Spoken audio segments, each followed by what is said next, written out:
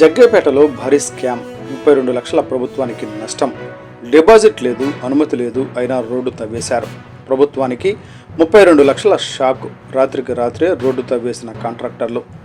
జగ్గేపేటలో ప్రభుత్వ నిబంధనలకు తూట్లు పొడిచారా?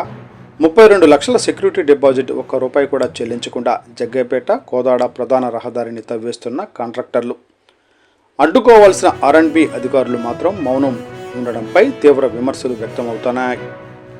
ఈ ఏడాది జనవరి 30న రోడ్డు తవ్వకాల కోసం ముందుగా 32 లక్షల సెక్యూరిటీ డిపాజిట్ చెల్లించాలని R&B శాఖే పబ్లిక్ హెల్త్ వర్క్స్ విభాగానికి లేఖ రాసింది. కానీ ఇప్పటి వరకు ₹1 కూడా ప్రభుత్వ ఖజానాలో జమ కాలేదు. అయినా దాదాపు 1/2 కిలోమీటర్ మేర ప్రధాన తారు రోడ్డును రాత్రి వేళల్లో అడ్డగోలుగా తవ్వేస్తున్నారు.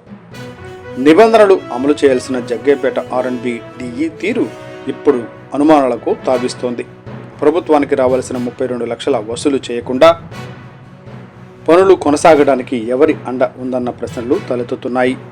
32 లక్షల డిపాజిట్ లేకుండానే పనులకు అనుమతి ఎలా లభించింది? ప్రభుత్వ ఖజానాకు నష్టం కలిగేలా వ్యవహరించిన వారిపై చర్యలు ఉంటాయా, లేక ఈ వ్యవహారం కూడా మసకబారిపోతుందా?